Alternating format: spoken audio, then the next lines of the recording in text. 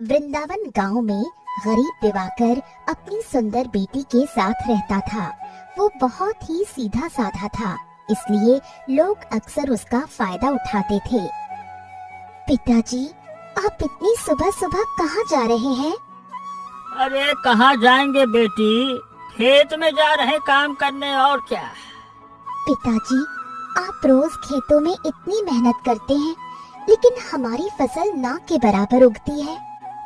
अरे बेटी, कभी कभी ऐसा हो जाता है, कोनो बात नहीं। लेकिन पता है बेटी, जब तेरी माँ जिंदा थी ना, तो यही जमीन फसल नहीं सोना उगलती थी। लेकिन अब पता नहीं क्या हो गया, जैसे ये जमीन भी शायद मुझसे रूठ गई है।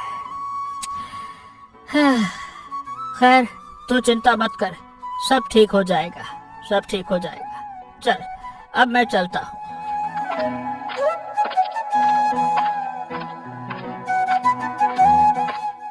दिवाकर अपने खेत में जाकर काम करता है। कुछ समय बाद अरविंद वहाँ आता है। अरे दिवाकर, ए दिवाकर, अरे दिवाकर, अरे तेरी बेटी। अरे अरे क्या हो गया अरविंद भाई, मेरी बेटी को? क्या मेरी बेटी, क्या बात है, तुम इतने परेशान क्यों हो?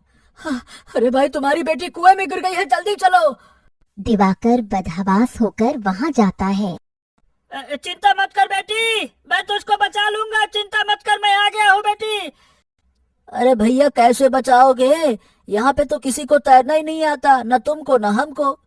अरे नहीं आता तैरना, लेकिन कुछ ना कुछ तो करना होगा ना। क्या बताऊं, क्या करूं?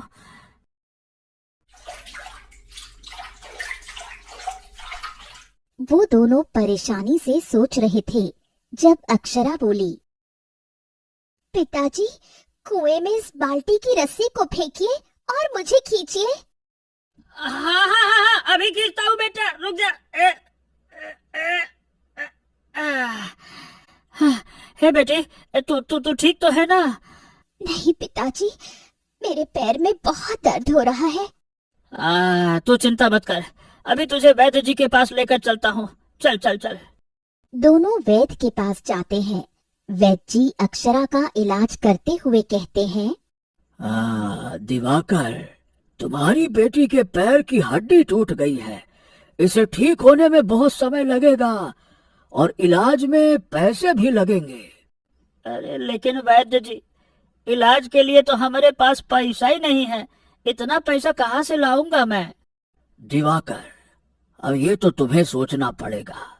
अब जाओ और पैसों का इंतजाम करो, जब तक मैं थोड़ी बहुत अपनी तरफ से दवा लगा देता हूँ, दर्द में आराम हो जाएगा।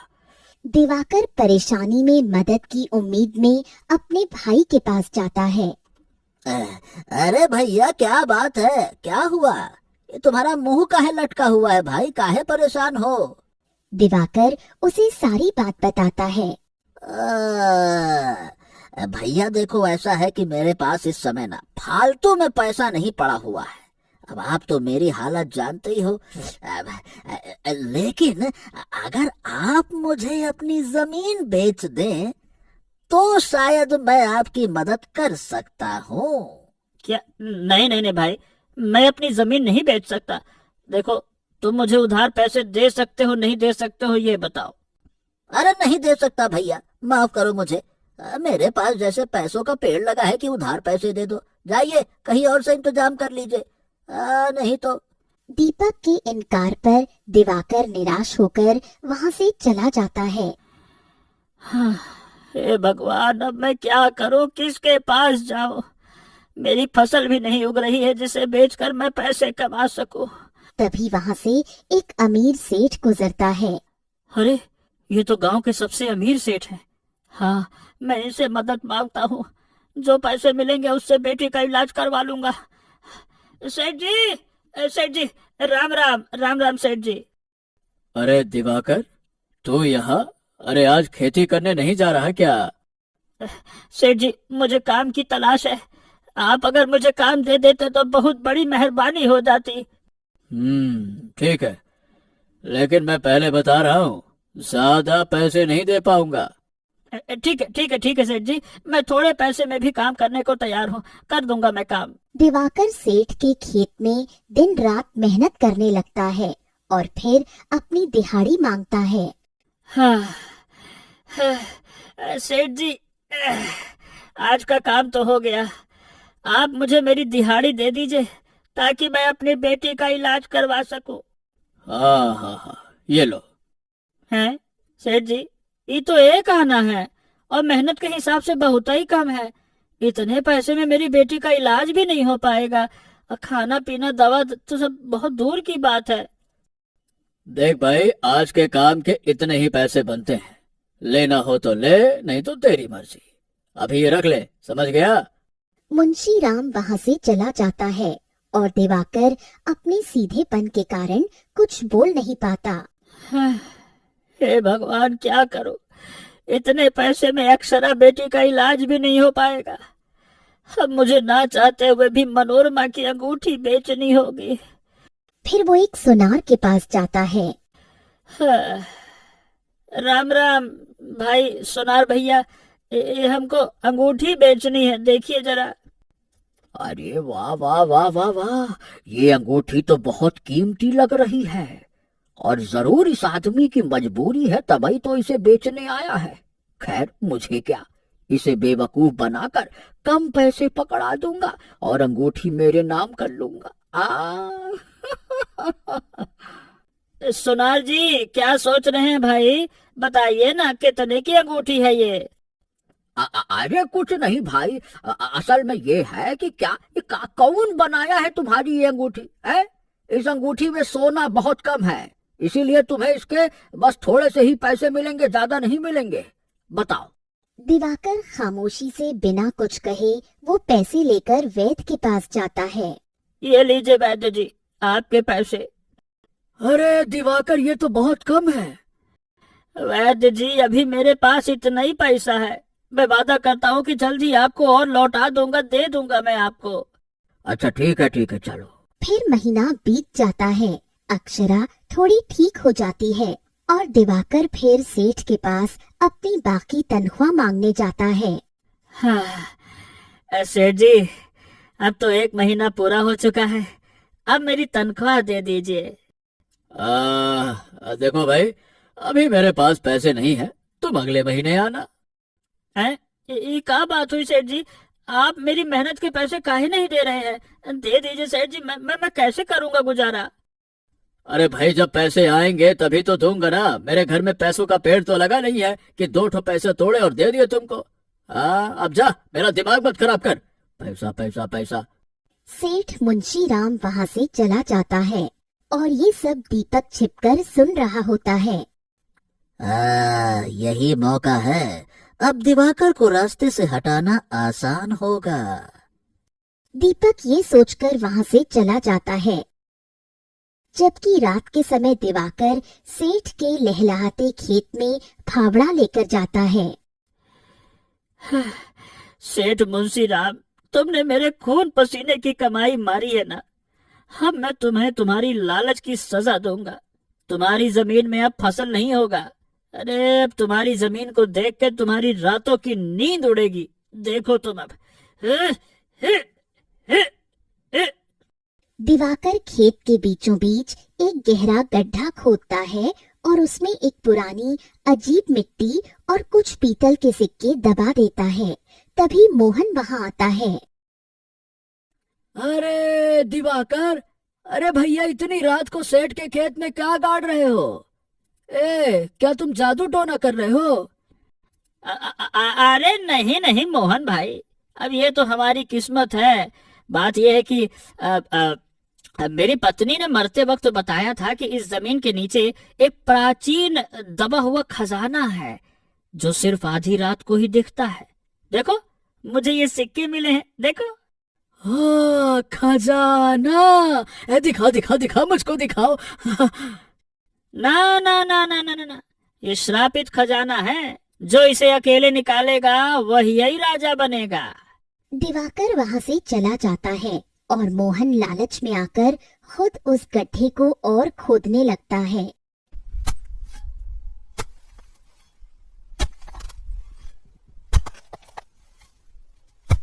और उसे खोदते खोदते सुबह हो जाती है। तभी वहाँ दीपक आता है। अरे मोहन, ए भाई, क्या कर रहे हो तुम? अरे दीपक भाई, किसी को बताना नहीं, यहाँ खजाना है। दिवाकर ने मुझे खुद बताया है। मुझे भी वही निकालना है, निकाल रहा हूँ मैं। क्या मतलब? मोहन उसे सारी बात बताता है। अचानक ही सेठ मुंशी राम की सारी फसल बर्बाद होने लगती है और देखते ही देखते उसकी जमीन बंजर हो जाती है। हे राम, ये क्या हो गया? ये तो जमीन बंजर हो गई, सब बर्बाद हो गया। अरे मगर दिवाकर ने तो खजाने का बताकर इसमें कुछ डाला था। इसका मतलब उसने सेठ जी की जमीन पर जादू टोना कर दिया है भाई। दोनों परेशान होकर सेठ की बंजर जमीन को देखते हैं और फिर देखते ही देखते ये बात पूरे गांव में फैल गई। अरे मेरी फसल, मेरी लहलहाती फसल रातों रात ये कैसे बर्बाद हो गई? ये कैसे हो गया सब? अरे सेठ जी, कैसे क्या होना है? मोहन बता रहा है कि कल दिवाकर भैया ने यहाँ आकर आपके खेत पर काला जादू करते हुए मिट्टी के नीचे कुछ दबाया है। क्या बात कर रहे हो? हाँ जी, आइए मैं दिखाता हूँ आपको, आइए। फिर वो उसे खेत की मिट्टी में दबा वो पीतल का सिक्का और अजीब मिट्टी दिखाता है। इसकी इतनी हिम्मत, मैं इसे छोड़ूंगा नहीं। फिर वो दिवाकर के घर जाते हैं। दिवाकर, ए दिवाकर, बाहर निकल। पिताजी तो घर पर नहीं है सेठ जी। कहाँ गया वो?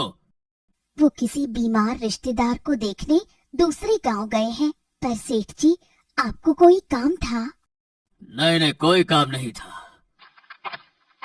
सेठ बिना कुछ कहे वहां से चला जाता है और अगले दिन दिवाकर एक घर में जाता है। अरे वाह वाह वाह, इस घर में तो बहुत सारे कीमती बर्तन हैं। इन्हें बेचकर अच्छा खासा पैसा मिल जाएगा। आ, आ, आ, आ, ड।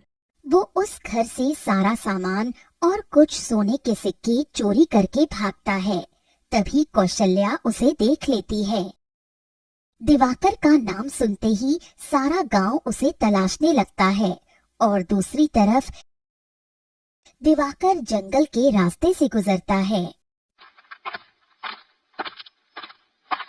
तभी उसे रास्ते में एक लंबी घूंघट वाली बूढ़ी औरत दिखाई देती है। ओ अम्मा, अरे आराम से आराम से, ठीक से चल तो पा नहीं रही हो और मुंह में इतना लंबा घूंघट निकाला हुआ है, हैं? पुत्र, घूंघट हो या ना हो, मेरे जीवन में तो अंधेरा ही है, क्योंकि मैं देख नहीं सकती। हो अम्मा, एक बात बताओ, अगर आप अंधी हो तो इतना लंबा घूंघट क्यों किया है? ताकि कोई मेरा चेहरा ना देख सके पुत्र। लेकिन क्या तुम मेरी एक मदद कर सकते हो? हाँ हाँ, बताइए, मैं क्या मदद कर सकता हूँ आपकी? पुत्र, ये मेरा मटका है और इसमें सोने का पानी भरा हुआ है। मैं इसे तुम्हारे पास अमानत के तौर पर रखवाना चाहती हूँ। क्या तुम इसे संभाल कर रखोगे? हैं? सोने के पानी से भरा मटका? अरे पर अम्मा, मैं इसे अपने पास कैसे रख सकता हूँ? पुत्र, अभी मुझे जाना है और मैं इसे अपने साथ नहीं रख सकती, इसलिए ये जिम्मेदारी मैं तुम्हें सौंप रही हूँ। समय आने पर मैं अपनी अमानत वापस ले जाऊंगी। ठीक है अम्मा, मैं आपकी मजबूरी समझ रहा हूँ। लाइए, मैं इस मटके को अमानत के तौर पे संभाल कर रखूंगा। दिवाकर सुमित्रा से मटका लेकर उसे पहाड़ी के पास एक सुरक्षित जगह छिपा देता है। हाँ, अब ये मटका सुरक्षित है। अब जब अम्मा आएगी तब मैं उन्हें ये वापस लौटा दूंगा। हाँ। दिवाकर वहां से लौट ही रहा था कि अचानक सेठ ने उसे पकड़ लिया। अच्छा, क्यों रे दिवाकर, तो तू मेरे खेत में काला जादू करने के बाद अब घरों में चोरी करने के लिए यहाँ वहाँ घूम रहा है। तुझे क्या लगा हमें कुछ पता नहीं चलेगा है? अरे सेठ जी, आप ही कहाँ बात कर रहे हैं? मैंने कुछ नहीं किया सेठ जी, छोड़िए मुझको, मैंने कुछ नहीं किया है। मेरे खेत में काला जादू और चोरी करके कहता है कि कुछ नहीं किया है, है? सेठ जी की बात सुनते हुए दीपक कहता है, अरे भैया, आपके पास पैसे नहीं थे मैं मानता हूँ, पर आप इतना गिर जाइएगा ये नहीं सोचा था। ए दीपक, ये तुम क्या कह रहे हो? मैंने कुछ नहीं किया भाई। अगर इन्होंने चोरी की होगी तो कुछ ना कुछ तो घर से मिल ही जाएगा ना। बाकी मोहन ने जादू टोना करते हुए तो खुद ही देखा था अपनी आंखों से। हाँ हाँ हाँ हाँ, ले लो तलाशी। जब मैंने चोरी की ही नहीं तो डर किस बात का? और रही बात खेत में जादू टोना करने की, तो मैं कल से गांव में था ही नहीं, तो जादू टोना क्या सपने में करूंगा? अरे तुम चल चल, अभी घर चल, अभी सब कुछ पता चल जाएगा, चल। सब लोग दिवाकर के घर पहुंचते हैं। वहां उसकी बेटी सबको देखकर हैरान रह जाती है। पिताजी, ये सब यहाँ क्यों आए हैं? गांव वालों, घर की तलाशी लो। अभी मुंशी राम ये कह ही रहा था, तभी अचानक मोहन को वहाँ पीतल के सिक्के और मिट्टी के साथ साथ कुछ कीमती बर्तन मिलते हैं।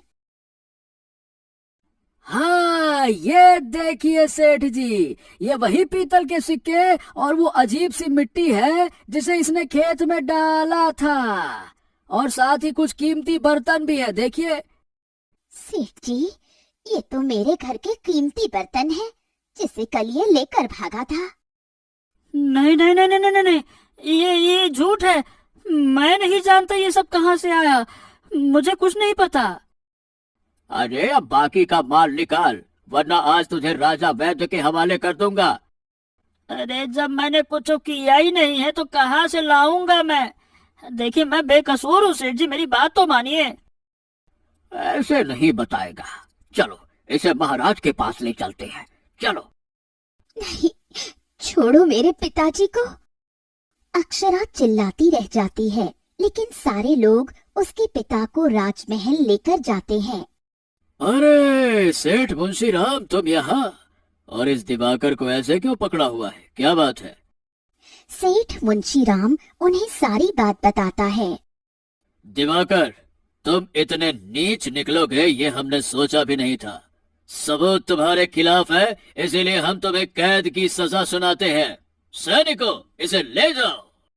नहीं नहीं नहीं नहीं महाराज, मैंने कुछ नहीं किया। महाराज मेरी बात सुनिए, छोड़ो छोड़ो मुझे, मैंने कुछ। दिवाकर रोता है, लेकिन राजा वेद उसे कैद कर देते हैं। दूसरे दिन चोरी से अक्षरा अपने पिता से मिलने आती है। पिताजी, क्या सच में आपने खेत में जादू टोना और चोरी की थी?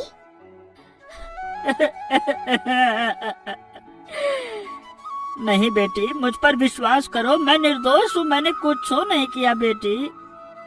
मुझे आप पर पूरा भरोसा है पिताजी, बस आप थोड़ा सब्र कीजिए, मैं जल्द ही सच का पता लगा कर रहूंगी। अक्षरा के जाने के बाद कुछ देर बाद दीपक वहाँ आता है।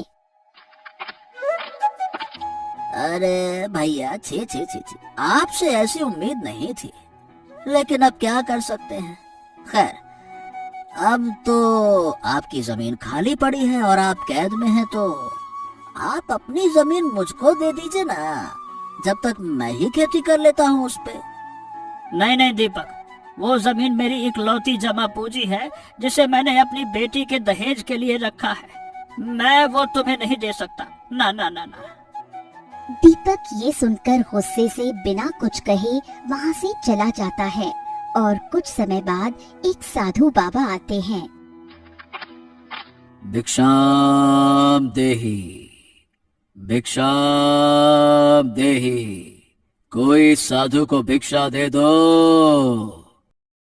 अरे साधु महाराज, मैं तो खुद ही कैद में हूँ, आपको क्या दे पाऊंगा?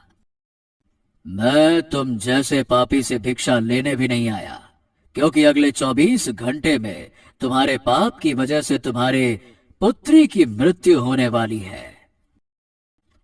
क्या? मेरी बेटी की मृत्यु? अरे पर क्यों क्यों क्यों क्यों महाराज? ये तो तुम्हारे कर्मों का फल है। अगर उसे बचाना चाहते हो तो तुम्हें कुछ बड़ा दान करना होगा। अरे बाबा, हमारे पास तो एक खेत ही बस है, और क्या बताए। संतान की जान से बढ़कर कुछ नहीं होता। ऐसा करो, तुम वो खेत मुझे दान कर दो, मैं वहां मंदिर बनवाऊंगा। उसी के पुण्य से तुम्हारी बेटी बच जाएगी।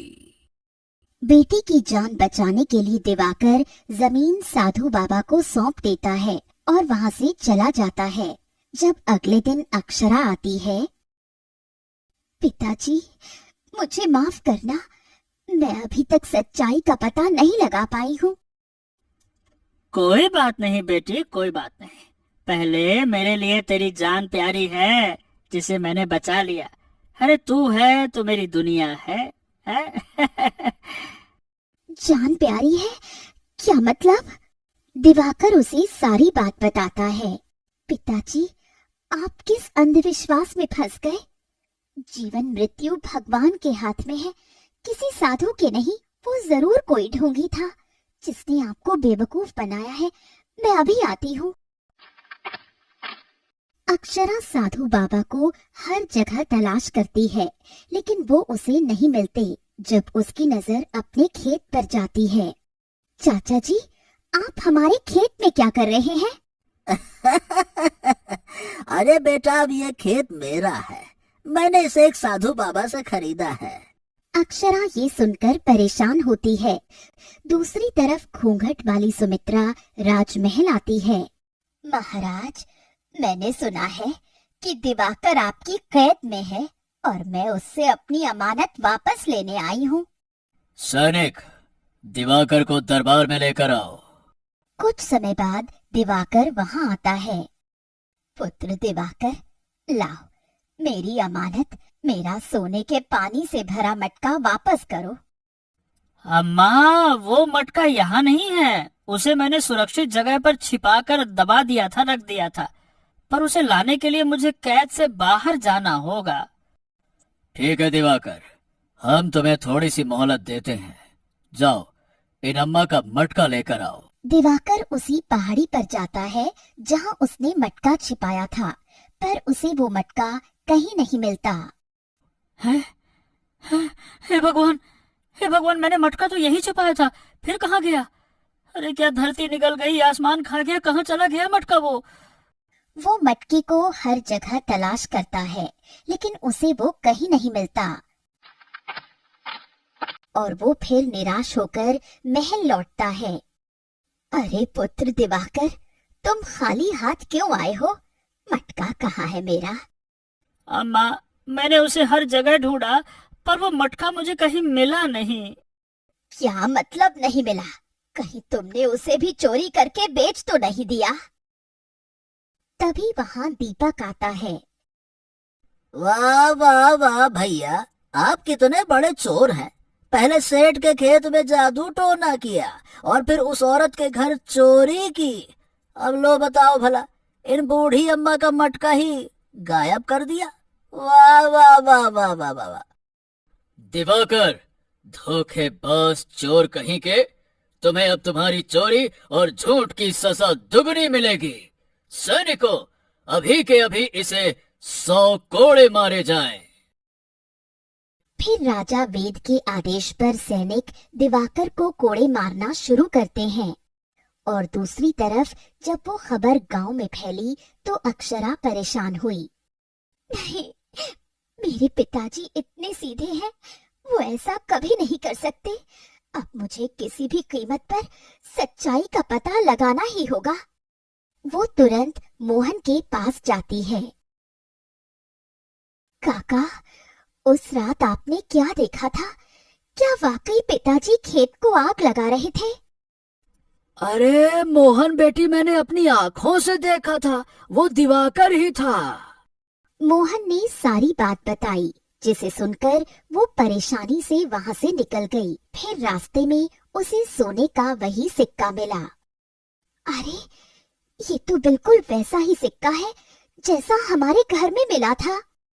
फिर वो चलते हुए रास्ते में कई सिक्के देखती है, जिसका वो पीछा करती है और उस जगह पहुंचकर हैरान होती है। अरे, ये तो दीपक चाचा का घर है। तभी अंदर से आवाज आती है, वाह दीपक, लेकिन आपने ये सब किया कैसे? ज्यादा कुछ नहीं, मेरी और दिवाकर भैया की शक्लें थोड़ी सी मिलती जुलती है, तो मैंने उनके जैसा अपना हुलिया बना लिया। और फिर मैं जानता था कि मोहन खेत के पास मौजूद है, तो मैंने जादू टोने का नाटक करते हुए सेठ के खेत में खतरनाक मिट्टी के साथ पीतल के सिक्के दबा दिए, जिससे कि सुबह तक उसकी फसल और जमीन दोनों बर्बाद हो गई। फिर उस औरत के घर चोरी करके सारा कीमती सामान लेकर भाग गया और मौका पाते ही मिट्टी, सिक्के और बर्तन दिवाकर के घर में छुपा दिया।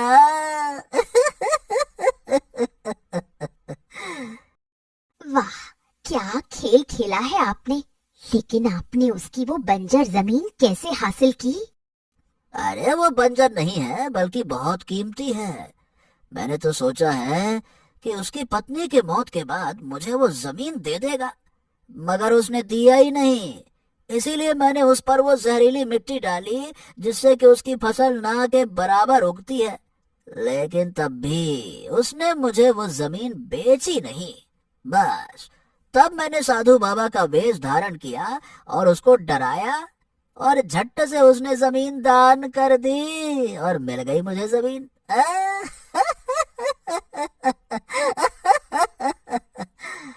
दोनों हंसते हैं। इस बात से अनजान कि अक्षरा उनकी सारी बातें सुन चुकी थी। ओह, तो ये सब चाचा जी की चाल थी। लेकिन उन्होंने मटके का जिक्र क्यों नहीं किया? इसका मतलब मटका किसी और ने चुराया है। खैर, इन्हें तो मैं बाद में देखूंगी। पहले उन अम्मा के पास जाती हूँ। वो तुरंत सुमित्रा के पास जाती है। अम्मा, मैं दिवाकर किसान की बेटी हूँ। आपसे विनती करती हूँ कि मेरे पिताजी को छोड़ दीजिए, वो बेगुनाह है। सुमित्रा अक्षरा की बात सुनकर कुछ सोचती है, फिर कहती है, ठीक है, मैं तेरे पिता को छोड़ दूंगी, पर एक शर्त पर। तू मुझे मेरे पुत्र के लिए बहुत अच्छी लगी है।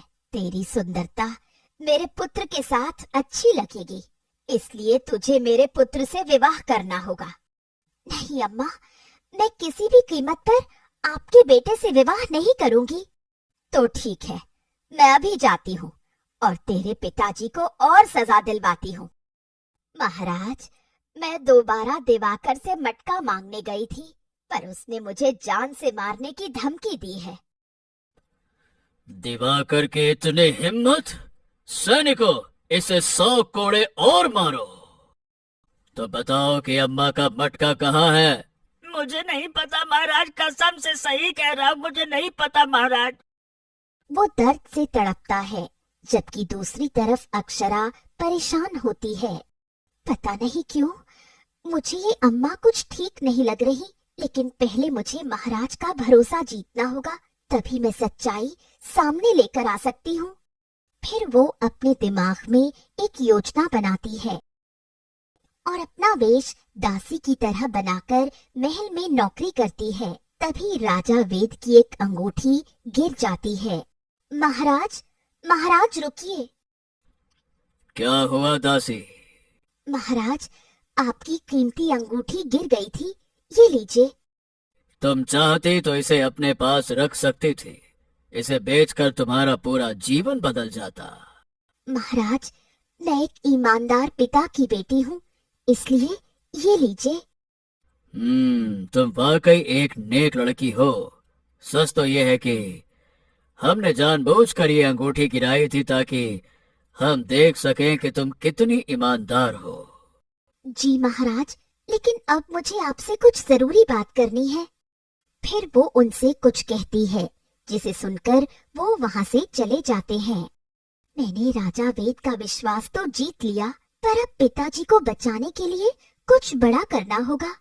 फिर वो बाजार जाकर एक मिट्टी का मटका खरीदती है और उसमें चमकीला सुनहरा पानी भर के पहाड़ी पर छुपाती है और फिर कुछ देर बाद खुद से तेज आवाज में बड़बड़ाती है, पिताजी ने ये सोने के पानी वाला मटका यहाँ रखा है और वो न जाने कहाँ तलाश कर रहे हैं। लेकिन अगर मैं अभी इसे यहाँ से लेकर जाती हूँ तो कोई मुझसे छीन लेगा।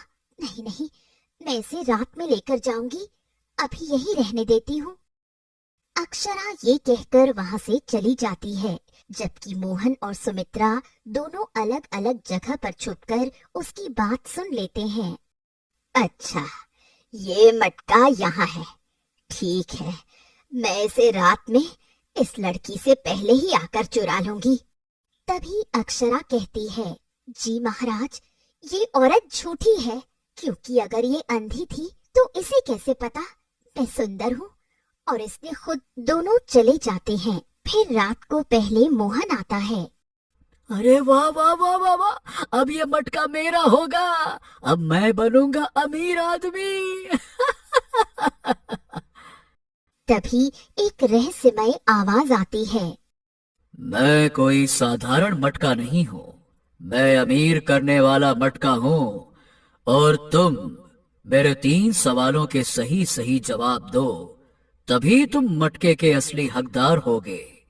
और अगर जवाब नहीं दे पाए तो तुम्हें सच बोलना होगा, वरना तुम जलकर भस्म हो जाओगे।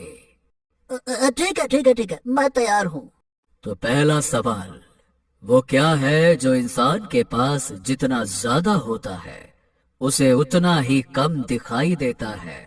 दूसरा सवाल, वो कौन सी चीज है जिसे तुम जितना ज्यादा दूसरों से चुराते हो वो तुम्हारे बोझ को उतना ही बढ़ाती जाती है? वो क्या है जो गरीब के पास तो है पर अमीर को चाहिए, और अगर तुमने उसे खाया तो तुम मर जाओगे? दीपक तीनों सवाल सुनकर सोच में पड़ जाता है, लेकिन उसे जवाब नहीं मिलता। लगता है तुम्हें जवाब नहीं पता। अब या तो सच बोलो या भस्म होने के लिए तैयार हो जाओ। मुझे मुझे मत मारो, मैं सच बोलता हूँ, मैं सच बोलता हूँ। बात यह है कि वो सारी सच्चाई कबूल कर लेता है, जिसे सुनकर राजा वेद और अक्षरा बाहर निकलते हैं। अक्षरा और राजा वेद महाराज, आप? हाँ, ये आवाज और सवाल मेरे ही थे और इनका जवाब मैं बताती हूँ। पहला जवाब है अंधेरा, दूसरे का है झूठ और तीसरे का है कुछ नहीं। और मैं ही यहाँ राजा वेद को आपकी सच्चाई सुनाने लेकर आई थी। सैनिकों, असली मुजरिम ये है, दिवाकर नहीं। दिवाकर को आजाद करो और इसे कैद करो, और दिवाकर की जमीन भी वापस की जाए। और फिर कुछ देर बाद सुमित्रा वहाँ आ जाती है। जल्दी से मैं इस मटके को ले लेती हूँ। तभी आवाज सुनाई देती है।